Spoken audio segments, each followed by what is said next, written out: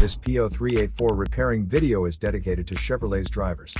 If your Chevrolet's getting a P0384 error code, this video is going to show you 2 practical solutions to fix the error code at home. Use the Zeus app to scan your vehicle and see the error code P0384. It means that ECM detects the voltage reading is more than 10% higher than the reading recommended by the manufacturer.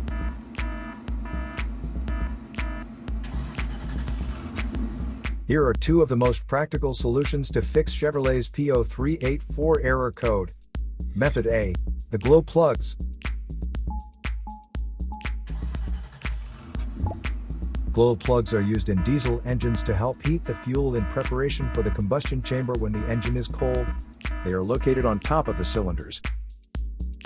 Carefully remove the glow plugs from the engine. Use a multimeter to proceed with a test on the glow plugs. Read the result of the multimeter display. Note that resistance of less than 6 ohms usually means the glow plug is good.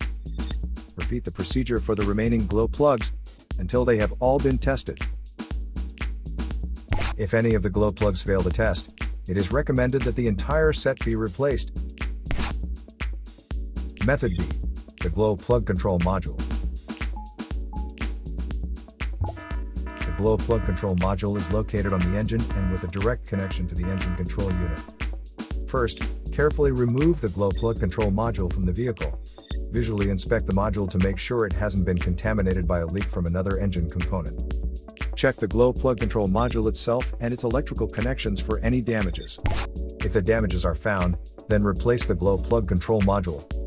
Replacing your glow plugs or glow plug control module is a straightforward project that is recommended every 60,000 miles or 95,000 kilometers.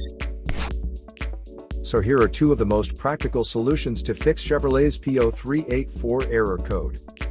After the repair, you can now use the Zeus app to clear the error code.